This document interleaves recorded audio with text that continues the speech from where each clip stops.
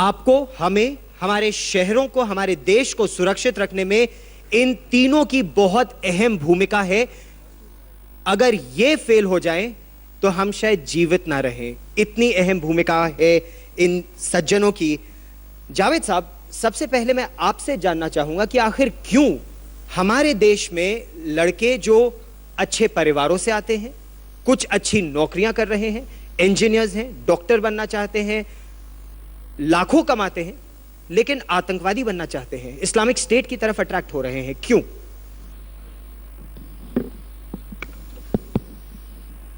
हम लोगों का जो अनुभव है इसमें, अगर आप देखें, इसके पहले भी जब पुणे का ब्लास्ट हुआ था, उसमें भी पुणे से जो अरेस्ट किए हुए यंगस्टर्स थे वो टेकी थे, अर्निंग अ गुड 1.5 लाख महीना सैलरी। ये आप जिस चीज़ की बात कर रहे हैं, इंडोक्ट्रिनेशन की या रेडिकलाइजेशन की, which is happening in the mind, actually यही आज हमारे हिसाब से एक नया पहलू इस ख़तरे का ये हो गया है कि पहले जिस माध्यम से, जिस तरीके से इसका प्रसार होता था, उसमें आज इतनी बदल आ गई है, उसमें इतनी गति आ गई, इतनी उसमें रफ्तार आ गई है, through the social media route, through electronic means, जिसकी वजह से दोज, और ये हम लोगों का खुद का भी जो अनुभव है, those who are of fairly impressionable mind एक उस स्तर पे, और दोज जो जिनको एक परसीव्ड, मोस्टली परसीव्ड जो एक एंग्स्ट है, एक एंटीपैथी है, उसके ऊपर जब वर्क करते हैं, डू रिमेंबर वन थिंग कि अ lot of angst is based on reality, but even more it's based on perception. So coming back to your question, ऐसे क्यों हो रहा है? आपको मालूम है कि हम लोग के राज्य से 4 youngsters went to the Middle East to join in the IS and they took part in it. इसके बारे में हम लोगों ने जो भी कोशिशें की हैं उसको unravel करने के लिए, to the point as to why it is happening, and it does come out that there's a huge amount of gap between reality and perception is playing a role. A and B is, I think, the social media का जो माध्यम है उसका इतना ज़्यादा इस्तेमाल किया जा रहा है, उसमें इस प्रकार की चीज़ें उसमें डाली गई हैं कि many of them are not based on reality, not based on fact. Immense amount of morphing, immense amount of mixing and matching, उसको validate करने के लिए, उसको पड़तालने के लिए या उसको वेरीफाई करने के लिए उस पास कोई माध्यम नहीं है, and these are the things which are added to fuel to the fire, but there is something which is going on. उसके बारे में भी विस्तार से बात करेंगे। मेघरिक साहब, कन्नड़ में, तेलुगु में, तमिल में, मराठी में, गुजराती में, इन भाषाओं में अब इस्लामिक स्टेट का प्रोपेगेंडा ज्यादा फैल रहा है, ऐसी एक इंटेलिजेंस ब्यूरो की रिपोर्ट आई थी। क्या दक्षिण भारत में यह ज्यादा फैल रहा है इस्लामिक स्टेट का खतरा? जहाँ तक दक्षिण भारत और विशेष रूप से कर्नाटक और बेंगलुरु का सवाल है, बेंगलुरु वैसे भी हमारे देश की आईटी कैपिटल है, और उसके अलावा शिक्षा की दृष्टि से भी कर्नाटका और बेंगलुरु बहुत ऊंचे स्तर पे हैं। बहुत विदेशी छात्र वहाँ पे आते हैं, छात्राएं आती हैं। Social media, technology, tech savvy, टेकीज़, ये सब वहाँ आम बात है। तो आपने विश्वास की बात की, विश्वास रहने वाला वेस्ट बंगाल का, लेकिन कर्नाटक में पढ़ाई कर रहा था, घर के आसपास किसी को पता नहीं क्या हो रहा है, जो कुछ हो रहा है सब अंदर हो रहा है। तो जो सोशल मीडिया का जो रोल है आगे बहुत ज़्यादा वक्त रखता है। 2 चीज़ें हैं, एक तो ट्रेडिशनल फॉर्म में जो टेररिज्म आ रहा है या जो रेडिकलाइजेशन आ रहा है वो अलग है। हमारे कुछ एरिया हैं जैसे भटकल है, कोस्टल कर्नाटका है, वहाँ पे ट्रेडिशनली कहीं न कहीं कोई न कोई कसर रह जाती है जिसकी वजह से वो सब हो रहा है। कब हम लोग एनालिसिस करते हैं, लेकिन जहाँ तक उसकी बात है, ये लोकल इशूज या स्थानीय जो मुद्दे हैं उनकी वजह से उसका इफेक्ट ज़्यादा हो रहा है। ये नहीं है कि बेंगलोर से, हैदराबाद से, दूसरी जगह से आईसीएस के लिए युवक और लोग जाते हैं, लेकिन ज़्यादातर इसमें स्थानीय मुद्दे हैं जो इस चीज़ को प्रभावित करते हैं, और उनकी तरफ हम अगर ध्यान देंगे और जो डे टू डे हमारी जो पुलिसिंग है उसके थ्रू हम अगर करेंगे तो थोड़ा आशा की किरण हमें नजर आएगी। जी, बसी साहब पहले कहते थे एनिमी एट द गेट्स, खतरा अगर लश्कर तैयबा का होता था तो नियंत्रण रेखा पर सेना है वो जूझेगी, लेकिन यहां तो अब एनिमी विद इन की बात हो रही है। जिस तरह का हमला पेरिस में हुआ, मुंबई वैसा हमला 26/11 में झेल चुका है। दिल्ली की अगर बात करें तो पढ़े लिखे लड़के जो अच्छा कमाते हैं फिर भी आतंक की तरफ प्रेरित हो रहे हैं। क्या दिल्ली में ऐसा खतरा बड़ा है? देखिए, सबसे पहले तो आपको ये समझना होगा कि भारत के लिए आतंकवाद जो है कोई नया खतरा नहीं है। ख़ास तौर पे 1985 के आसपास भारत ने जो है पहले पंजाब एक्सट्रीमिज़म को झेला था। उसके बाद में जब 90s में J&K के अंदर में विदेशी घुसपैठ और विदेश द्वारा प्रेरित आतंकवाद हुआ, उससे भारत जूझा। फिर बीच में एक दौर आया जब दूर जिनके बेसिस थे, जिनके लिंकेजेस तालिबान से थे, ख़ास तौर पे जैश ए मोहम्मद और LET के द्वारा इंस्पायर्ड टेररिज्म जो है भारत ने झेला। और अब उसके बाद में इंडियन मुजाहिदीन, वो भी एक रेडिकलाइजेशन का ही नमूना था कि हमारे इंडियन कुछ नौजवान जिनके दिल में कोई रोष था और उनको जो हमारे देश के दुश्मन हैं, जो हमारे देश में नहीं हैं, उन्होंने उसे एक्सप्लॉइट किया। तो रेडिकलाइजेशन कोई ये नई बात नहीं है। हम ख़ास तौर पे लॉ इन्फोर्समेंट एजेंसीज और सिक्योरिटी एजेंसीज इस बात को भलीभांति समझती हैं कि दो प्रकार के टेररिस्ट हैं जो भारत में जिन्होंने ऑपरेट किया है। कुछ विदेशी जो स्पॉन्सर किए गए, उकसा के उन्हें बाहर से भेजा गया, state sponsored as well as so called non state actors के द्वारा स्पॉन्सर्ड। और उसके अलावा जो भारत के कुछ नौजवानों को गुमराह करके उनको भी टेररिस्ट एक्ट्स में डाला गया। अब इसके कंटूर्स बदल गए हैं, जैसा आपको जावेद साहब ने कहा और मेग्रिक साहब ने कहा कि जो एक एक्सप्लोजन ऑफ सोशल मीडिया हुआ है, उसके कारण जो बात पहले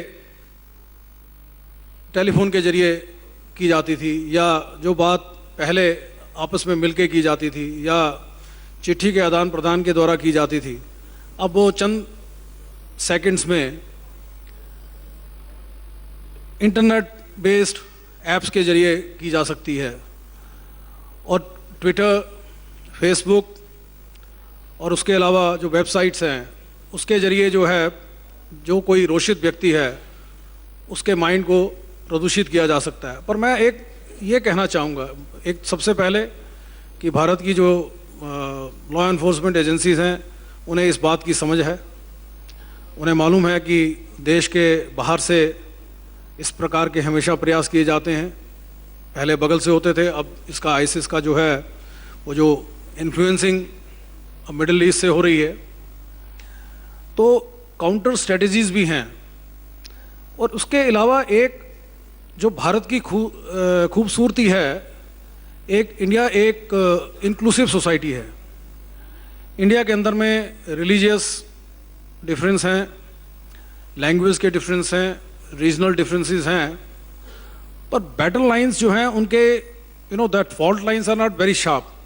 जो है कई अन्य देशों में आप महसूस कर रहे हैं, वहाँ पर जो फॉल्ट लाइंस हैं उनकी बैटल लाइंस आर ड्रॉन। तो हमारे यहाँ पे एक इंक्लूसिव सोसाइटी होने के कारण सोसाइटी में सामंजस्य है। पहले भी जो अगर हम टेररिस्ट इंसिडेंट्स देखें या जो नंबर ऑफ टेररिस्ट जो होम ग्रोन उनको देखें, वो नंबर इतना अलार्मिंग नहीं था. लेकिन इंसिडेंट इज अलार्मिंग. इस समय जो स्थिति है, आपने मिडिल ईस्ट का जिक्र किया और संभवतः जावेद साहब आपका सऊदी अरेबिया जाना एज आवर एम्बेसडर, ये उसी काउंटर स्ट्रेटजी का हिस्सा है. आसिफ इब्राहिम साहब, फॉर्मर डायरेक्टर इंटेलिजेंस ब्यूरो, पहले मिडिल ईस्ट के लिए इंटरलोक्यूटर, फिर आप गोइंग एज एम्बेसडर, ये हमारी काउंटर स्ट्रेटजी का हिस्सा है sir? Is that your story? That is my question. I have no data to that.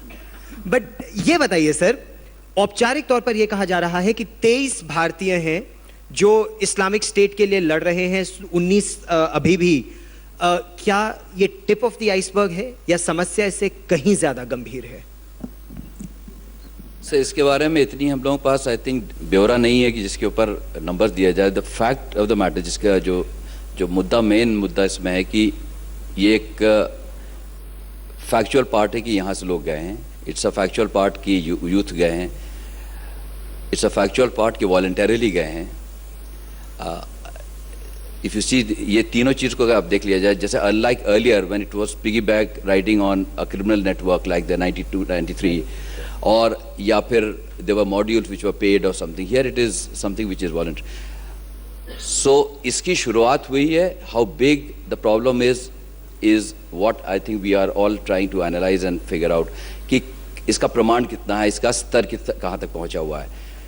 यहाँ जो मेन मुद्दा की बात कर रहे हैं कि जो सोशल मीडिया के माध्यम से, उसके जो माध्यम से जो माइंड्स पे इफेक्ट हो रहा है. आई एम श्योर आप, मेनी ऑफ यू और मोस्ट ऑफ यू, अगर आप उन साइट्स पे जाइए और देखिए जिस प्रकार के कंटेंट है उस पर, उससे मुझे कभी कभी लगता है कि इट इज़ सो प्रोवोकेटिव कि जिसकी वजह से मुझे लगता है कि स्पेशली जो थोड़ा सा even if is on the बिल्कुल balancing on the middle line, उसका दूसरी तरफ पलटने में शायद कभी कभी उसको एक प्रोत्साहन मिल जाता है.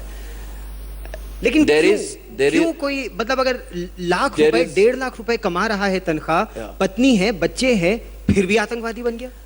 But I'll give you a counter on that. I'm sure you know कि few months ago or maybe about a year ago, France में से ये जो school girl, nearly school girl, जो she left a small town in France, वहीं की पैदा हुई, वहीं की पढ़ी ली, वहीं पे लिबरल सोसाइटी में, लिबरल एटमॉस्फेयर में, किसी प्रकार के मेरे हिसाब से इफ यू से ऑन द फील्ड, जिसको फिजिकली या आप लोकली कोई एंग्स्ट या कोई उसको परेशानी नहीं थी, फिर भी जिस प्रकार की उसने कोशिश की, और this probably not the place to tell the whole story, जिस प्रकार का उसने कोशिश किया, प्रयास किया, और डिस्पाइट द फैक्ट कि लोकल पुलिस अथॉरिटीज़ ने उनके पेरेंट्स को आगाह किया था कि ये जिस प्रकार की साइट्स पे जाती है उससे इसका उस पर मुड़ने की चांसेस ज़्यादा हैं, तो उस पर निगरानी रखी है. उसके बावजूद भी वो फ्रांस के उस छोटे शहर को छोड़ के जाके वहाँ पे ज्वाइन की थी. Now this is a thing which is a new dimension. As I said earlier कि perception और reality में अंतर काफ़ी है, और as many things in life or most things in life, perception matters. Like there's a lot of perception about the police which is not correct, especially among your brethren. But the fact is कि उस perception को लेके the tipping point जो होता है वो इस माध्यम से बढ़ा जाता है.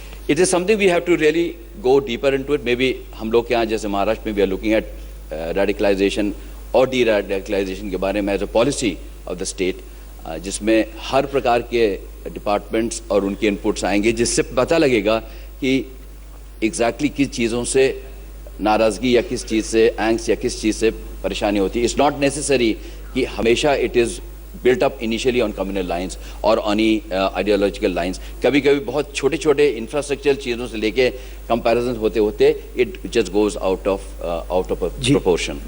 एक भूमिका यहाँ महिलाओं की मेघरिक साहब क्या रही है? मतलब एक ये निकी जोसेफ बनकर अफसा जबीन, ये एक नहीं दो नहीं कई लड़कों से फेसबुक पर बात करती थी, और क्या बात करती थी कि लड़के इस्लामिक स्टेट पे जाने के तैयार हो गए, मरने मारने के लिए तैयार हो गए. ये एक उदाहरण है. फिर ये कहा जा रहा है कि जो जयपुर में कल मैनेजर गिरफ्तार हुए हैं इंडियन ऑयल के मैनेजर, केन्या की एक लड़की के प्यार में ऐसे फंसे कि किस तरह का प्यार का मकड़जाल बुना जाता है कि वो आतंकवादी बनने को तैयार हो जाते हैं. इस पर क्या स्टडी है आपकी? जहाँ तक टेक्नोलॉजी की बात है, महिलाओं में और पुरुषों में भेदभाव करना मेरे हिसाब से ठीक नहीं है। But is this a honey trap? क्या महिलाएं कैसे फंसा रही हैं? महिलाएं, जहाँ तक टेररिज्म का सवाल है, महिलाएं अगर टेररिज्म की तरफ मुखातिब होती हैं तो उनका रोल जरूरी ज़्यादा ही रहेगा, क्योंकि वो अगर किसी से प्यार का इजहार करे और कोई उनके लिए मना करे तो थोड़ा मुश्किल लगता है। सो इसके हिसाब से ये एक छोटा सा मामला हो सकता है, लेकिन मोटे तौर पे पुरातन काल से चला आ रहा है। ये जासूसी करना, महिलाओं का एक बड़ी बड़ी जासूस रही हैं और फेमस हिस्ट्री में रही हैं, तो ऐसे ये एक जासूसी का हिस्सा है। तो ये महिला जिसकी आप बात कर रहे हैं, हो सकता है वो शस्त्र लेके ये M5 राइफल लेके नहीं लड़े, लेकिन ज़रूरी है इन तरीक़ों से वो लड़ने की कोशिश कर रही है और उसके इनका जो ISIS का आंदोलन है उसमें सहयोग कर रही है।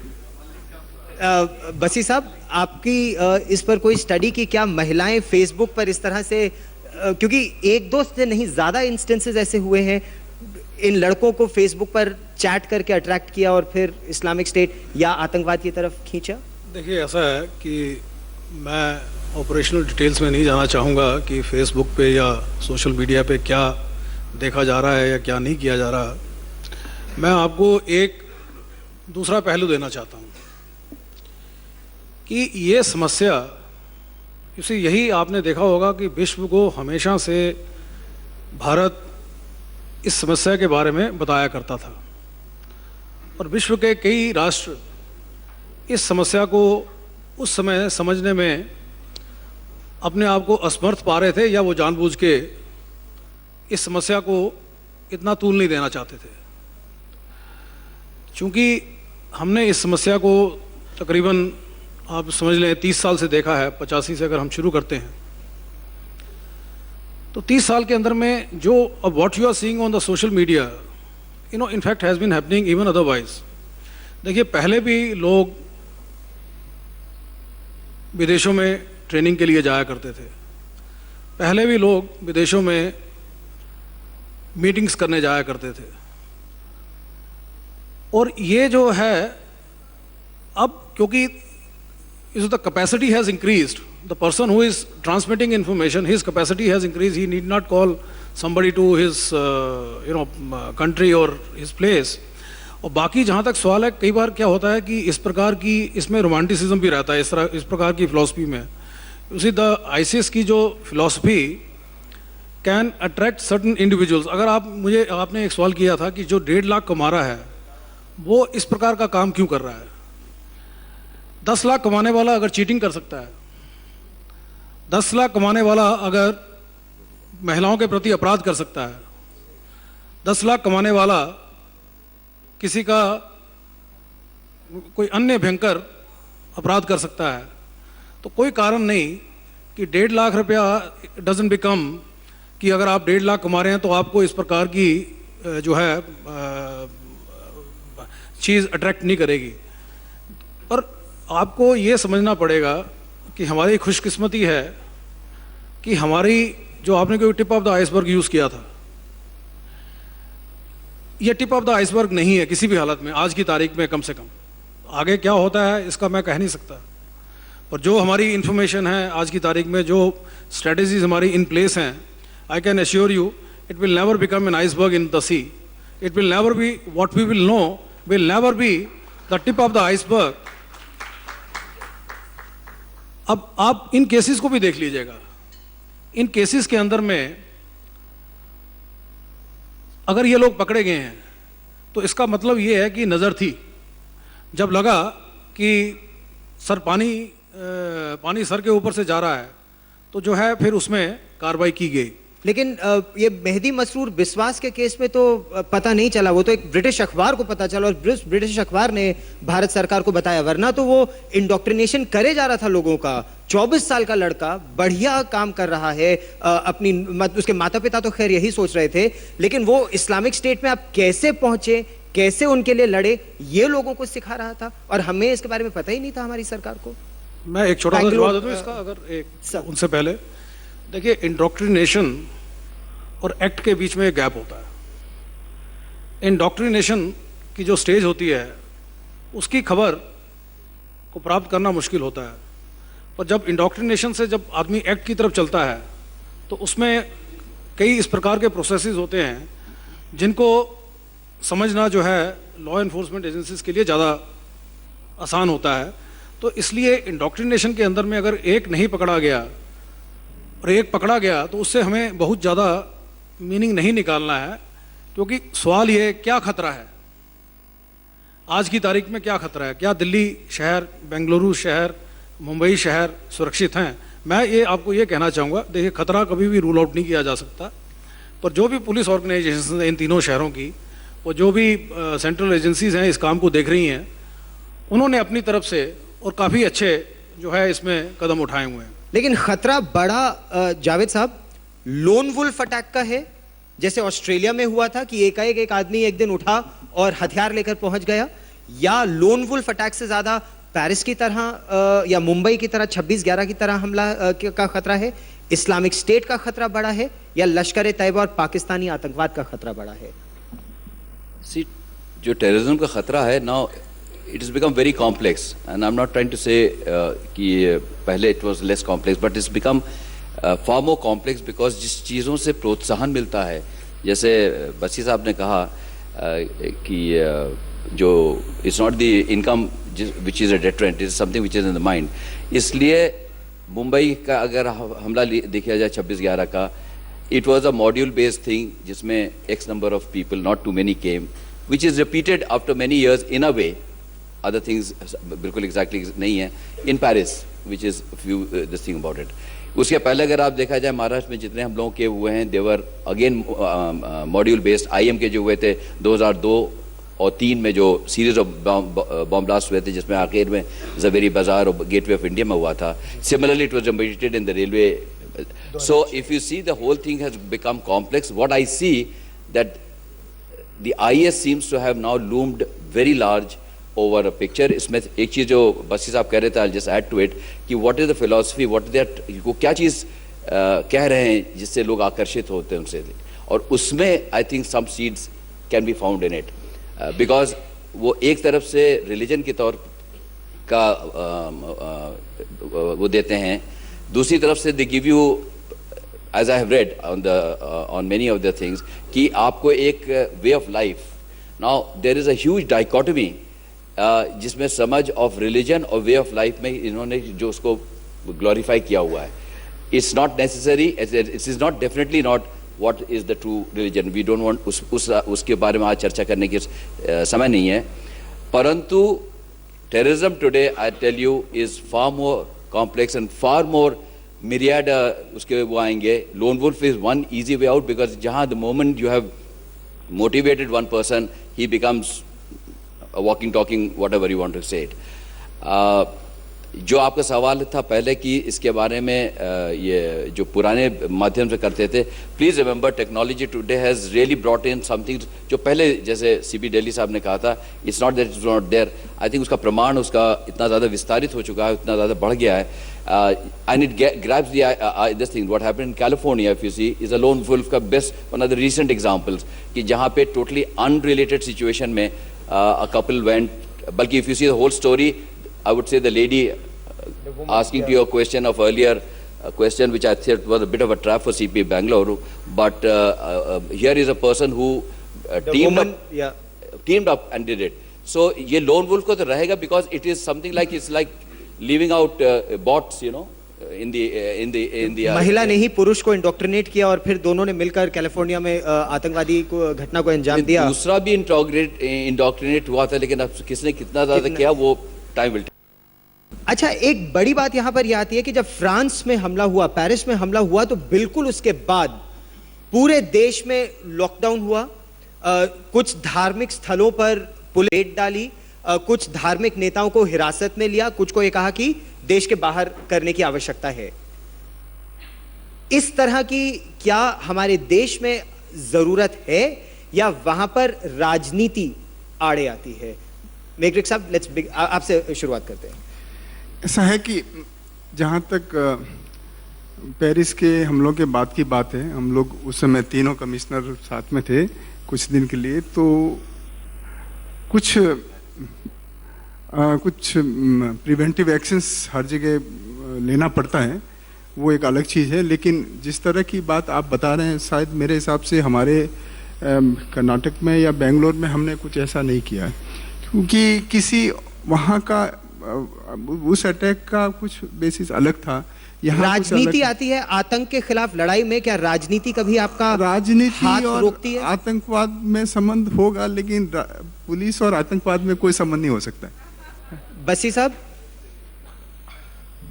उसे देखिए, मैं आपको इसमें एक बात बताना चाहूँगा। उसी वेस्टर्न वर्ल्ड में और इंडिया की कंडीशंस में कुछ फ़र्क है। सबसे पहले तो जैसा मैं बार बार कह रहा हूँ कि हमें इसका जो है, इसको हमने तब झेला जब विश्व के अंदर में इस बात को नहीं समझा जा रहा था। दूसरा, उसी हालांकि इंडियन पुलिस को काफ़ी बदनाम किया जाता है कि साहब, और कई बार फैशनेबल भी होता है कि साहब कम्युनिटी पुलिसिंग होनी चाहिए। इंडिया का जो पुलिसिंग का मॉडल है, it is extremely community friendly. Police वाले जाति भी करते होंगे, पर पुलिस की जो एक रीच है उसका कारण है हमारे रिलीजियस फेस्टिवल्स। मुहर्रम का जुलूस होना है, आपका जो है शिया सुन्नी संप्रदाय से बहुत लंबा विचारों का आदान प्रदान होता है, रूट तय होता है, सब चीज़ें तय की जाती हैं। राम नबी का जुलूस होना है, दूसरे धर्म से जो है आपका बड़ा अच्छा संपर्क रहता है। पॉलिटिकल पार्टीज़, दिल्ली में जंतर मंतर, बाकी जगह में इस प्रकार के जगहें हैं, तो उनसे आपका एक बड़ा अच्छा राब्ता होता है। और ये एक जो राब्ता है, मैं आपको बताऊंगा ख़ास तौर पे, देखिए इक्का दुक्का जो इंडोक्ट्रिनेटेड पर्सन्स को छोड़ दीजिएगा, जो इंडियन क्लर्जी है, अगर मान लीजिए आईसिस की हम अगर बात करें, तो इंडियन क्लर्जी आज की तारीख में कहीं पे भी, कम से कम दिल्ली शहर की मैं बात कर सकता हूँ, कि वो इस बात को खुली जबान में और दबी जबान में भी बड़े बड़े बुजुर्गों को यही कहती है कि हमें अपने बच्चों पे नज़र रखनी है। तो इसलिए जो एक वहाँ पे एक अस वर्सेस दे की वो जो एक समस्या होती है वहाँ की पुलिस ऑर्गेनाइजेशंस को, देखिए वहाँ की पुलिस जो ऑर्गेनाइजेशंस हैं, हालांकि वॉट एवर वी में say about those developed countries, उसके आप पुलिस स्टेशन के 10 फुट बाई 10 फुट से आगे आप नहीं जा सकते। कई जगह पे तो आप एक खिड़की से हाथ डाल के ही आप पुलिसिंग से आपका पुलिस से इंटरेक्शन होता है। सड़क के ऊपर में अगर पुलिस वाला आपको ट्रैफिक ऑफेंस के लिए रोकता है, अगर आप थोड़ा सा बातचीत ज़्यादा करते हैं तो आपको वो हथकड़ी लगा देता है। दिल्ली शहर में ख़ास तौर पे मैं कह सकता हूँ कि लोग आपसे आपको पूरी जो है आपके ऑर्गेनाइजेशनल हायरार्की को गिना देंगे और भारत सरकार की पूरी ऑर्गेनाइजेशन हायरार्की को गिना देंगे। इसी प्रकार से अगर आप पुलिस स्टेशन में, अगर आपको बरसात हो रही हो, आपको सैर करने के लिए लोधी गार्डन जाने में समस्या हो, आप थाना तुगलक रोड के कॉरिडोर में जाके घूम सकते हैं, कोई आपको पूछेगा नहीं क्यों घूम रहे हैं आप। नहीं, ये तो थाना बहुत अच्छी मंदिर- बात है। मैं चिंतित, मैं बता रहा हूं। व्यथित क्यों हूं, मैं बताऊं क्यों। उसका कारण एक है बाटला हाउस इनकाउंटर हुआ। मैं देखिए एक आइसोलेटेड इंसिडेंट की बात नहीं करूंगा। सो इन जनरल कम्युनिटी लीडरशिप, मैं दिल के अंदर में किसी एक व्यक्ति के क्या है उसकी बात नहीं कर रहा हूं। जनरल कम्युनिटी लीडरशिप जो आईसिस के चंगुल में आ सकती थी, आज की तारीख में दिल्ली शहर में कम से कम ना इंडियन क्लर्जी, ना इंडियन मुस्लिम्स की कम्युनिटी लीडरशिप आईसिस के साथ में वो इत्तेफाक नहीं रखते। उनको उनसे जो है समस्या है, उनको चिंता है। मैं आपको छोटी एग्जांपल देता हूँ। शब बारात में दिल्ली में बहुत समस्या हुआ करती थी। पिछले 2-3 साल से हमने कम्युनिटी को इस बारे में एंगेज किया कि बच्चों को समझाइएगा। इस साल जब शब बारात वाले दिन दिल्ली की सड़कों पे कम गदर था, कम्युनिटी लीडरशिप ने इस चीज़ को महसूस किया कि हमें इस काम में पुलिस की मदद करनी है। और हमारा जो है छोटे छोटे झगड़े होते हैं, वहाँ छोटे झगड़े नहीं होते, छोटे झगड़े होते हैं, तब वो लीडरशिप जो है थाने में आती है, थाने वाला फिर उसको मामले को रफा दफा करता है। तो उससे एक जो सामंजस्य है हमारा लीडरशिप कम्युनिटी के साथ, चाहे वो हिंदूज़ हैं चाहे वो मुस्लिम्स हैं, वो अभी जैसे क्रिश्चियंस की कुछ समस्या हुई थी, हमारा उनसे इतना इंटरेक्शन हुआ है। अब दिल्ली के अंदर में अगर आप क्रिश्चियन लीडरशिप से बात करेंगे, वो कम से कम उन्हें दिल्ली पुलिस से शिकवा नहीं। तो मतलब इंटॉलरेंस नहीं है आप कह रहे हैं। इंटॉलरेंस नहीं है, बिल्कुल नहीं है। ये एक हाँ बात करने के लिए, कहानी बनाने के लिए हो सकता हो, पर fact of the matter is कि हम जो है एक बहुत लिबरल सोसाइटी हैं, एक हम इंक्लूसिव सोसाइटी हैं। इस बात को हमें समझना है। पुलिस को कि उठा के सारे मौलाना उसको हम बंद कर दें, ये मेरे ख्याल में, कम से कम मुझे तो लगता नहीं अगले चंद सालों में इस प्रकार की, या अगले कई सालों में इस प्रकार की सिचुएशन आएगी, क्योंकि एक रास्ता बहुत अच्छा है।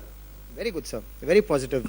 जावेद साहब, फिर डी रेडिकलाइजेशन कैसे हो? कि ये बहुत पॉजिटिव बात आप तीनों कर रहे हैं कि हमारे देश के लड़के, और ये टिप ऑफ द आइसबर्ग, क्या बहुत कम मिनिस्क्यूल है लोग हैं जो आतंक की तरफ ड्रॉ हो रहे हैं। डी रेडिकलाइज कैसे किया जाए? क्या शिक्षा की अहम भूमिका है, और क्या वहां पर अंदर जाना संभव है, या ये कहा जाएगा कि राजनीति हो रही है? अगर शिक्षा के स्थानों में पुलिस जाए या शिक्षा का विभाग जाए डी रेडिकलाइज करने के लिए। जो हम लोगों ने अपने राज्य में किया और सरकार के स्तर पे किया है कि इसमें जिन चीज़ों से ज़रा सा भी दूर से भी किसी को कम्युनिटी बेस्ड या कम्युनिटी स्पेसिफिक तकलीफ या अड़चन होती है, उसके लिए अक्रॉस द डिपार्टमेंट, सिर्फ एजुकेशनली के नहीं अक्रॉस द डिपार्टमेंट्स का उसमें एक भूमिका ले डाउन की है, जिससे आपकी ग्राउंड रियलिटीज़ पे जो एक आदान प्रदान है, जैसे ये सीपी दिल्ली साहब कह रहे थे, राब्ता रहता है, जो आदान प्रदान है with the government agencies regarding that specific problem, शिक्षण की हो बात, हेल्थ की बात हो, रोड्स की बात हो, इंफ्रास्ट्रक्चर की, बेसिक एमिनिटीज़ लाइक बिजली, पानी, और on the other hand police department, we are looking at as a state level exercise में अक्रॉस डिपार्टमेंट्स, जिससे उन चीज़ों को आप ग्राउंड से कम कर दिए, अगर पूरा नहीं ख़त्म कर सकते हैं, जिससे first level of friction of in the mind at least takes place, if not in the body. I would just want to add to what बसी साहब ने कहा था regarding the liberal and the general जो Indian हम लोग एक cultural situation में जिस तरीके से घुल-मिल के रहते हैं, I am not looking into how it is politicised. अभी रिसेंटली एग्जांपल देना चाहेंगे कि as you know in Maharashtra specially Mumbai में Ganpati is the biggest festival, it is on for 10 या 11 दिन के चलता है। इस बार I think for the first time, या बहुत सालों के बाद बकरीद उसके साथ आई। Now Bakrid has its own dimensions as far as the festival goes. तो जब ईद की नमाज का समय आया तो गणपति ख़त्म नहीं हुआ, तो मतलब उसके 2-3 दिन बचे हुए थे। मुंबई में जगह कम होने की वजह से बहुत जगह पब्लिक स्पेस का इस्तेमाल किया जाता है वो ईद की नमाज अदा करने के लिए। So it was a very robust site. अब उसकी फ़ोटो शायद कुछ लोगों ने देखा भी होगा कि गणेश उत्सव, जो सार्वजनिक गणेश उत्सव जिसको कहते हैं, पब्लिक विच आर ह्यूज, और जो लोग आप दिल्ली मुंबई से वाकिफ़ हैं, so it's a huge pandal जिसमें बहुत आलीशान मूर्ति रहती है, वो यहाँ पे है, एंड यहाँ पे बैठ के नमाज हो रही है ईद की। It's a sight which I think many communities in the world और countries can't sort of foresee for themself. और सेम थिंग आई फाउंड इस बार बहुत सालों के बाद अगेन नवरात्र और मुहर्रम एक साथ आया concurrently for the same 10 days। तो ये हमेशा ये रहता कि नवरात्र के साथ हम लोगों के यहाँ गरबा भी होता, तो एक लाउड स्पीकर और म्यूज़िक का एक वो रहता है, और साथ साथ नमाज का समय वक्त आता है। We had no this thing about it because community leaders with a lot of police intervention of getting them all together on the platform, एक भी इंसिडेंट छोटा सा भी छोटा भी नहीं हुआ, which reflects on the one side a very positive, और एक जिसको कहना चाहिए जो एक हम लोगों को एक बीकन दिखलाता है कि there is hope as long it's not exploited by A or B kind of a category of people. Very positive, very good sir. एक मुद्दा और है, सवाल कई हैं जनता के आपके लिए, तो वो भी हम लेंगे, लेकिन एक सवाल और ये उठता है कि जिस तरह से आतंकवाद अब बहुत तेजी से टेक सेवी हो रहा है, टेक्नोलॉजी का इस्तेमाल हो रहा है, क्या पुलिस कीप अप कर पा रही है? आपको ज्यादा पावर्स चाहिए, कोई नए लॉज चाहिए, इंट्रूसिव होने की आवश्यकता है, विज़-अ-वी ह्यूमन राइट्स भी आपके लोगों के अफेक्ट ना हो? मेघरिक साहब, आरंभ आपसे करते हैं, लेकिन उत्तर आप तीनों से चाहूंगा। जहाँ तक पावर्स और लीगल फ्रेमवर्क की बात है, उसमें हमें कोई फ़िलहाल दिक्कत नहीं है। ह्यूमन राइट्स की तरफ से भी कोई दिक्कत नहीं है। दिक्कत हमें टेक्नोलॉजी अपग्रेडेशन की। पुलिस फोर्स से जो हैं देश में, उन सबको ट्रेन करने के लिए, उनको ये सब नुआंसेस बताने के लिए कैसे साइबर वर्ल्ड को मॉनिटर किया जाए, कैसे वहाँ से इंफॉर्मेशन जो है ली जाए, वो घास के ढेर में आप सुई ढूंढने वाली बात हो जाती है जी। वैसा ही कुछ सिस्टम हम लोग सोच रहे हैं और उसी के हिसाब से हम लोग अपनी जो टेक्नोलॉजी है, अपने जो अपना जो काम करने का तरीका है उसको मॉडर्नाइज करके उसमें सुधार ला के हम लोग उसको टैप करते हैं और जो भी इंटेलिजेंस हमें मिलता है वहाँ से उसको हम ठीक करते हैं। बस ये That's one सब thing. आपको और पावर्स चाहिए और इंट्रूसिव लोगों के कंप्यूटर्स में झांकने के लिए, फोन्स में झांकने के लिए?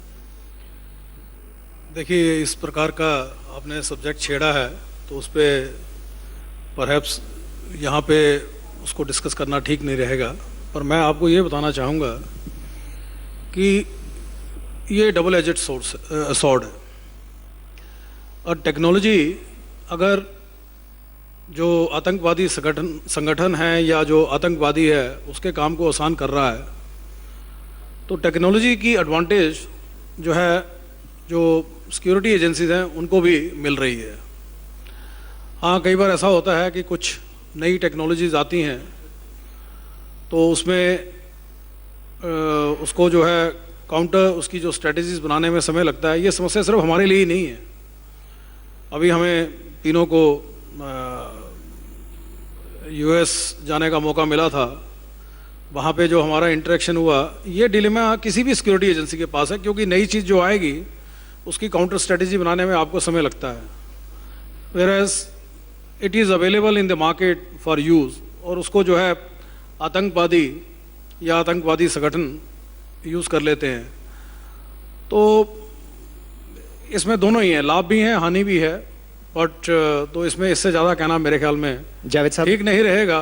पर मैं आपको एक फिर बात वापस लाऊंगा, क्योंकि आपका जो मुद्दा था कि आतंकवाद, उसमें एक जो है आदमी जो सड़क पे चलता हुआ आदमी है, आम जनता, पुलिस ऑफिसर, वो भी बहुत महत्वपूर्ण रोल अदा करते हैं। मैं आप सबसे गुजारिश करूंगा कि जो देखिए, हर पुलिस ऑर्गेनाइजेशन के अपने अपने सिस्टम्स हैं जनता से संपर्क रखने के, और तरह तरह के आग्रह जनता से हम लोग करते हैं कि कोई नया टेनेंट, क्योंकि देखा गया है कि नया कोई व्यक्ति आता है, you have to keep an आई।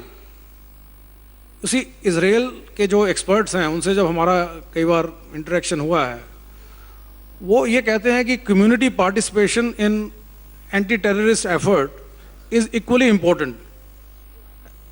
तो हर व्यक्ति को आंख और कान बनना है पुलिस का, सिक्योरिटी एजेंसीज का, क्योंकि कोई भी व्यक्ति, जैसा मैंने कहा कि हम कम्युनिटी लीडरशिप से जो है, जो कंसर्न कम्युनिटी लीडरशिप से हमारा संपर्क रहता है, पर दूसरा भी कोई भी व्यक्ति जो है शहर में, जो भी आम नागरिक है, उसको भी अपने आंख और कान खुले रखने हैं कि अगर कोई उसे इस प्रकार की संभावना नज़र आती है तो वो ज़रूर उसको जो है पुलिस के साथ शेयर करे, अपने लोकल पुलिस ऑफिसर से शेयर कर सकता है, सीनियर फॉर्मेशंस के साथ शेयर कर सकता है, क्योंकि टेक्नोलॉजी की समस्याएं हैं, समस्याओं के आंसर भी मिल जाते हैं, पर nothing is impossible as a say, क्योंकि टेक्नोलॉजी का काउंटर टेक्नोलॉजी मिल जाती है।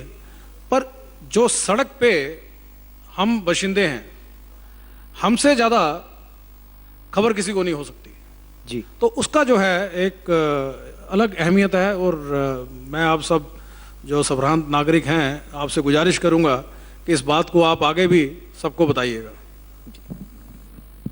टेक्नोलॉजी के बारे में बहुत स्पष्ट है कि जितना ज़्यादा उसके ऊपर तवज्जो, जितना ज़्यादा उस पर फोकस डिपार्टमेंट में होना चाहिए, हमारे हिसाब से हो रहा है।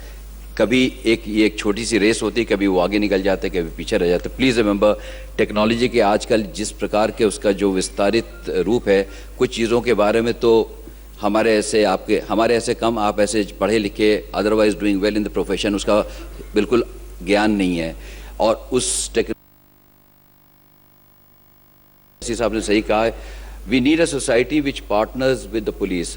Any society which is safer, it will be even more safe अगर वो it partners as a dutiful citizen with the police. What I'm trying to say is, मैं एक छोटा सा एग्जाम्पल देना चाहूँगा, not small in terms of the loss, not related to आतंकवाद, लेकिन किस तरीके से समाज टेक्नोलॉजी को अपनाया है और अपनाना भी चाहिए, लेकिन उसके साथ साथ जब नई टेक्नोलॉजी को इस्तेमाल करते हैं उसके क्या ख़तरे हैं या क्या डेंजर्स है उसके बारे में अवेयरनेस अगर नहीं है तो इंडिविजुअल को और ऑर्गेनाइजेशंस को उसका बहुत हानि होती है।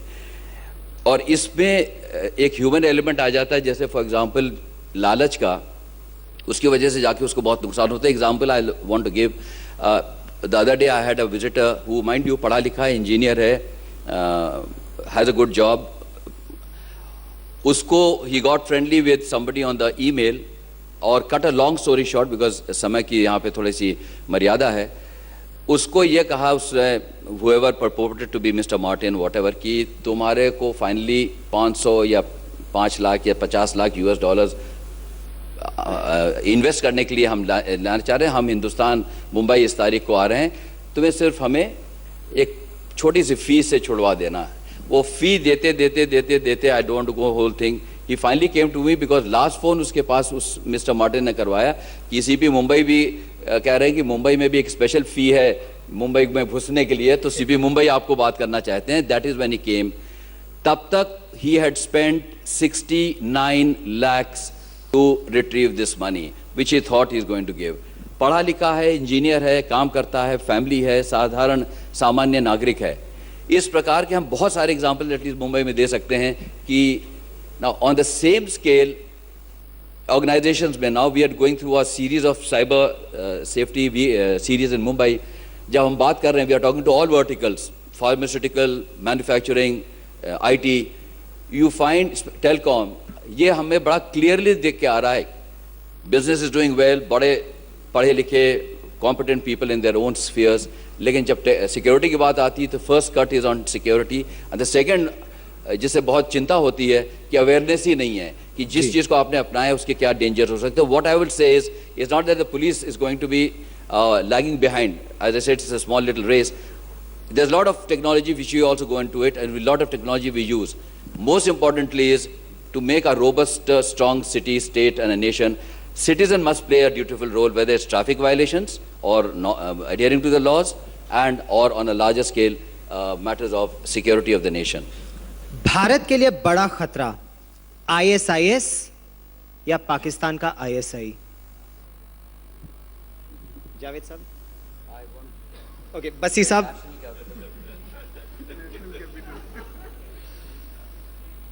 देखिए, इसमें कोई शक की बात नहीं है। आज की तारीख में जो भी भारत ने आतंकवाद झेला है उसकी रूट्स, उसकी गाइडेंस अक्रॉस द बॉर्डर रही है, ये मुझे कहते हुए बिल्कुल भी शक नहीं होता। आईसिस एक अलग डायमेंशन है। इससे पहले अलकायदा जब पावरफुल थी तो उसकी भी वी हैड सम मॉड्यूल्स जो उसके बने थे। तो देखिए, किसी भी खतरे को खतरा होता है, किसी भी खतरे को कम नहीं कहा जा सकता। खतरे का हमें मुकाबला करना है। जैसा कुछ देर पहले जी मेरे साथी जावेद साहब ने कहा कि हर नागरिक को इसमें अपना रोल प्ले करना है। जहाँ तक सवाल है पुलिस का, पुलिस तो अपना या लॉ एनफोर्समेंट एजेंसीज या सिक्योरिटी एजेंसीज वो कर रही हैं, उसकी मैं आपको उसका भरोसा देना चाहूँगा। पर अभी हम जो आज की तारीख में भी जो JNK में जो इंट्रूजन्स होते हैं या जो इन्फिल्ट्रेशन अटैम्प्ट्स होती हैं, वो देयर इज़ नो डाउट कि हमारे जो पड़ोसी मुल्क है उसके उससे जो है उसमें अभी भी वो माहौल इस प्रकार का नहीं है कि जो भारत में 100% शांति चाहे। तो इसलिए हमें दोनों खतरों को मद्देनज़र रखना है और दोनों खतरों का हमें जो है मुकाबला करना है, और उसमें जो है आम नागरिक बहुत बड़ा रोल प्ले करते हैं। कुछ प्रश्न ले लें। साहिल, अच्छा मुनव्वर राना साहब, पहला सवाल अगर आप ले लें, फिर साहिल, फिर आप। ओके,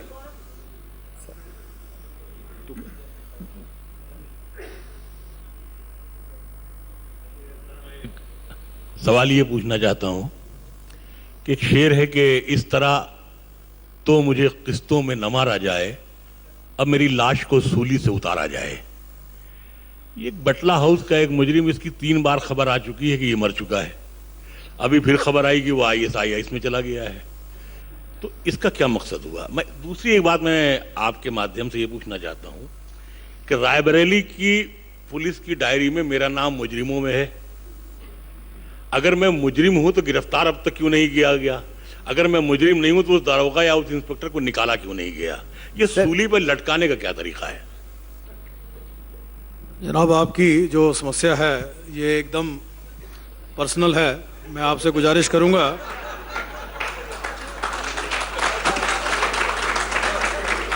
आप सोमवार को या मंगलवार को मुझे आके मिलें, मैं पूरे हालात जान के उसमें जो भी जायज़ होगा वो मैं करूंगा। जावेद साहब, आपको बहुत बधाई कि सामने सर, एक मुसलसल ईमान मुसलमान का ख्वाब होता है कि वो खुदा के दर पे जाए, सऊदी जाए। आप वहाँ रहने जा रहे हैं तो आपको बहुत बधाई। वसी साहब का भी टेन्योर अब बहुत कम बचा है और जिस तरह से केंद्र सरकार की उन्होंने सेवा की है उसमें पूरी आशा है कि उन्हें भी किसी अच्छी जगह भेजा जाएगा। मैं अग्रिम शुभकामनाएं उनको देता हूँ। मेरा सवाल नहीं। सवाल आप समझ, अरे आप सवाल तो सुन लीजिए सर। मैं शुभकामनाएं तो दी हैं प्रभु। मैं आपका शुक्रिया अदा कर दूं उसके लिए। जी बहुत अच्छे, बहुत बहुत शुभकामना आपको। मैं केवल ये पूछना चाहता हूं, क्या आप लोगों को ऐसा नहीं लगता कि हमारी जो पॉलिटिकल क्लास है उसके शिकंजे में आपकी जो क्रेडिबिलिटी है वो कहीं छटपटा रही है? पहले कुछ लोग थे प्रकाश सर, सिंह जैसे, प्रश्न आतंकवाद है सर। आज सर वही कह रहा हूं, आतंकवाद, आपका आज विश्वास तभी आतंकवाद लौटेगा मुद्दा है और आतंकवाद विश्वास पर तभी लौटेगा जब राजनीति- आप उनसे बाहर निकलकर आतंकवाद पर मेहनत करेंगे। राजनीति नहीं होनी चाहिए। हम देश हित में बात कर रहे हैं। आतंकवाद पे कतई राजनीति सर, नहीं यही होनी कह रहा हूं। चाहिए। निसंदेह पुलिस को खुला छोड़िएगा मंच पर ताकि नहीं। आतंकवाद से लड़ सके। धन्यवाद। अगर पुलिस VIP सिक्योरिटी से निकल आप आए सब हमारे तो क्या ज्यादा हमारे अच्छे से मंच लड़ पर आए। सकेगी? आतंकवाद पर राजनीति इस मंच पर नहीं होगी नहीं, सर। नहीं। ये देश हित में केवल देश हित, राष्ट्र हित सर्वप्रथम और सर्वोपरि रहेगा। जावेद साहब, बसी साहब, मेघरिक साहब, आप सब हमारे साथ आए, बहुत बहुत धन्यवाद।